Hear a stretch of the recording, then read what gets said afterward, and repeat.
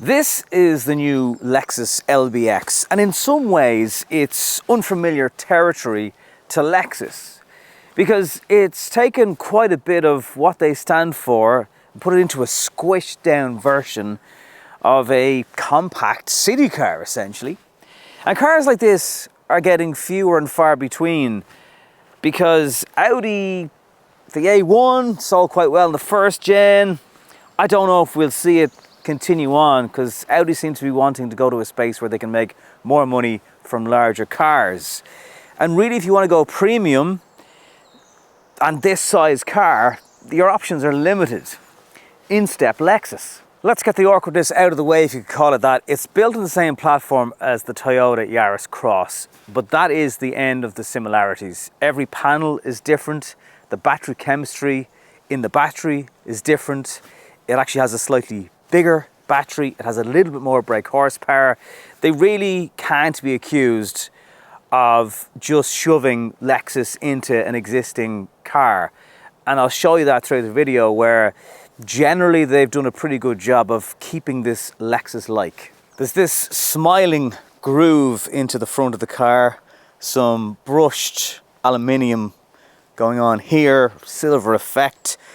Obviously in this silver car, some of the grille blends in, and that's generally the idea of Lexus. They're classy looking. Yes, there are some very bright colours you can get in this car. Yes, they do look pretty good, but this is a more exciting colour than the dark grey that I would have had a look at 12 months ago, believe it or not, now in Milan, when we first had a sneak peek at the LBX.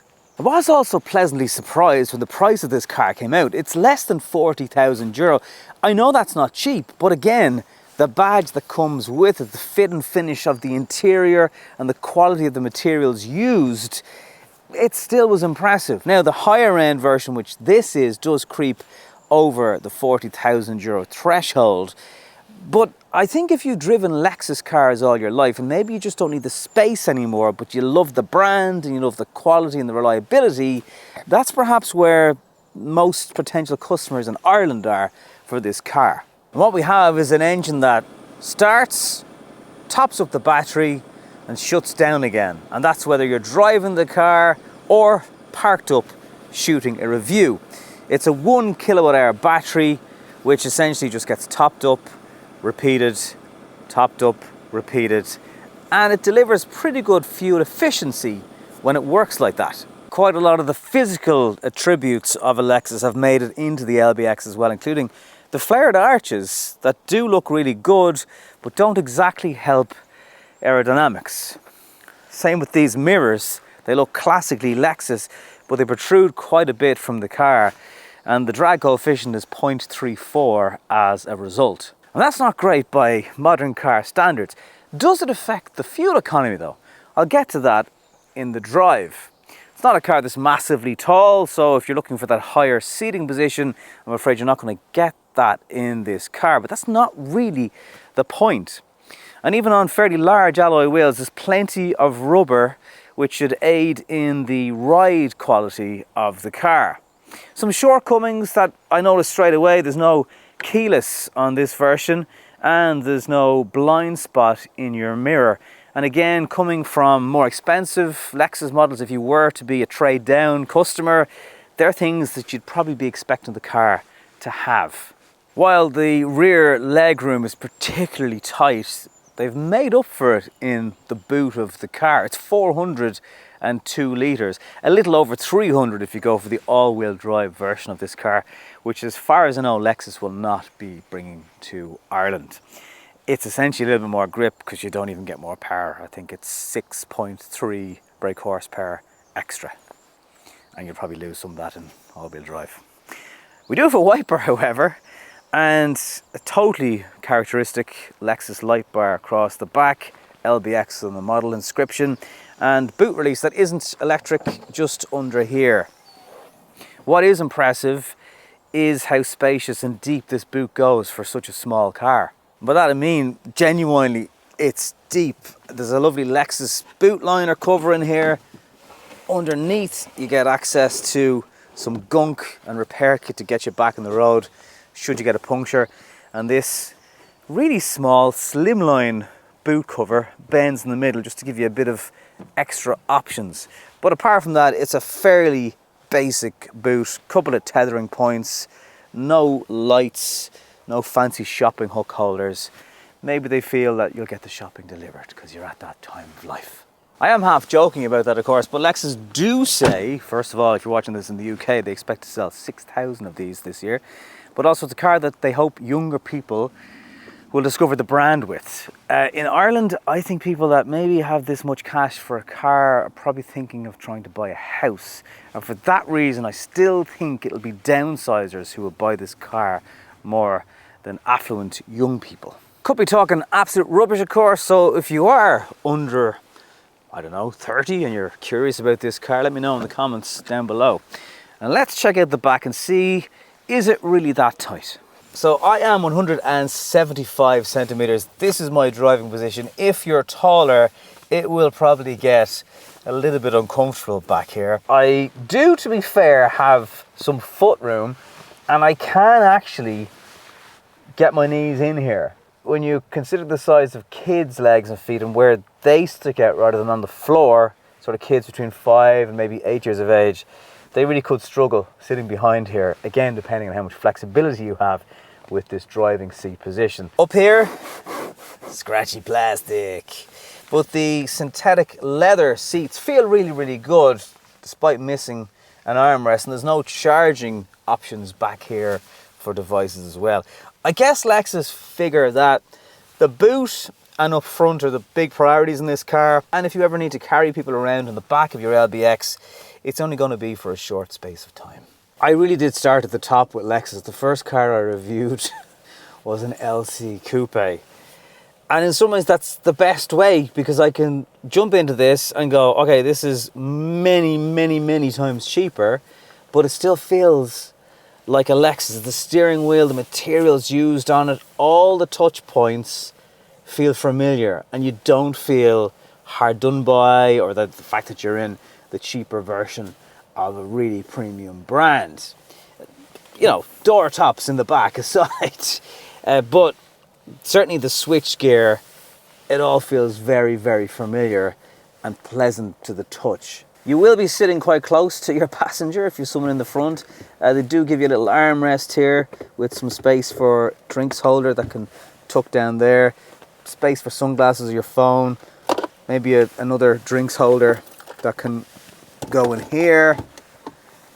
That might wobble around though, so you'll probably end up preferring to put it back here. We've got 2 USB-C, one for the connection to the drive, because if you have an Android phone, you want to use Android Auto, you still need a cable. If you've got iPhone, you can do that wirelessly. Again, the driver instruments, very, very familiar to a Lexus customer. Nothing massively fancy in the screen in terms of gadgets and tricks. I mean, it has a reversing camera, it has inbuilt sat-nav, and I like the way it's kind of integrated into the dash. It's not sticking up, so it's a nice cocooned enough feeling. And this potentially will be an EV as well, but they've used what a lot of EV brands and models do, where they've created some space down below here for additional storage. So actually, for quite a small car, certainly up the front, there's a good bit of space to tuck things in. Some of the driving aids that you will get in the car include speed side monitors and this multimedia request that you have to say yes to every single time. The driving aids, a couple of menus that you click there, 1, 2, 3, 4, 5, 6. You're going to have to press 6 different sub-menus, including OK, to set it just as a visual display that you're breaking the speed limit. Otherwise, it will beep as soon as you go a kilometre over every single time. Not Lexus's fault, it's a feature in any new car sold in Europe these days. But truly, a lot of the finish and the touches and the synthetic leather, it all feels really good, and they've done an excellent job up front of making you feel at home. If you've ever driven a Toyota, let me just compare briefly again for a second. You will be familiar with sort of 4.5 to 5 litres per 100 kilometres all day long. This morning I was, after doing the school run, really heavy traffic on the way back, a lot of stop-start traffic. The battery didn't get enough chance to top up, so the petrol engine was doing a lot of the work. And in that situation, it was doing 8.5 litres per 100 kilometres. Now, as soon as you get moving again on your journey, that absolutely settles down. And a lot of the time, I've seen this doing 4.5 litres per 100 kilometres, and certainly 5 even on a motorway at sustained motorway speeds. So it is a very, very efficient car should it need to be. I'm not sure if it's just because of the larger wheels, but it does seem a little firm at times, and there's little imperfections in the road that really shouldn't cause the car too much bother, but sometimes they make themselves known to the seat of your pants, if you get me.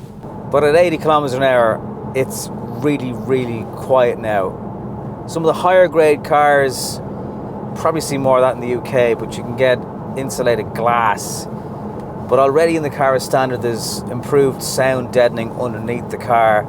So aside from tire noise, just seeing a larger Audi, I think it's a Q3 go past me now, and Q5, I can hear it. There's a bit of a waft, but it is still quite comfortable and peaceful in here. Now, I'm also on a very smooth motorway surface.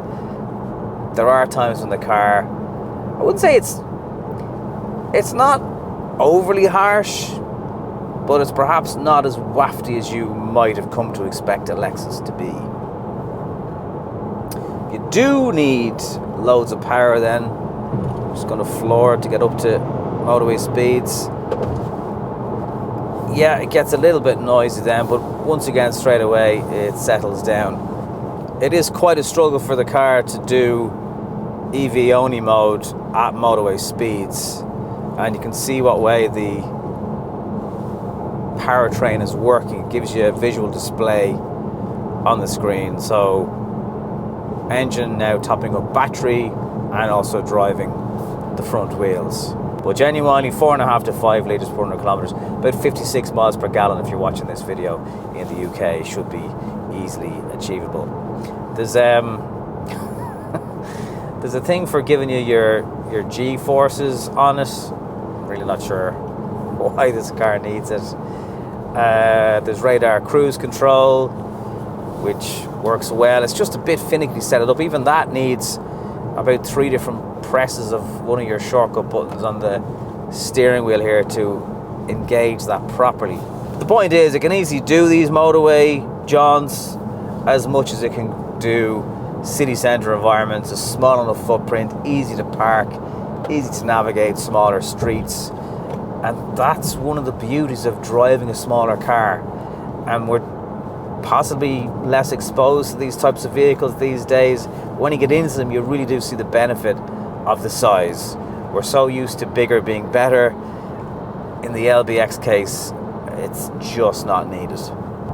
It's actually okay into corners as well. Very little lean and body roll. And also driving downhill today, the car was kind of over revving. So whether the CVT gearbox was struggling to decide what I wanted to do, or was trying to top up the battery from all that regen going downhill, not quite sure.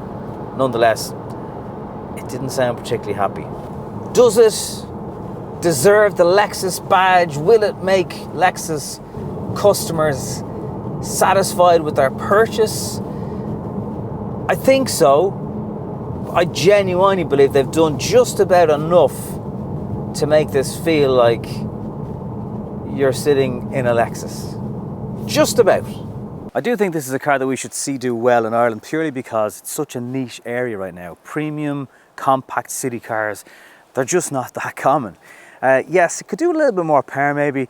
The CVT gearbox, while it's pretty refined for CVT gearboxes, there's times when you're trying to push this car around because it handles quite well and just the power band doesn't necessarily match up to it. One thing that this car absolutely has going for it is it's not another oversized SUV, and for many of you watching, it's not another EV. It's a 1.5 petrol, and for some of you that still means an awful lot. Overall though, it's a cracking looking car. It feels premium enough to justify the Lexus badge.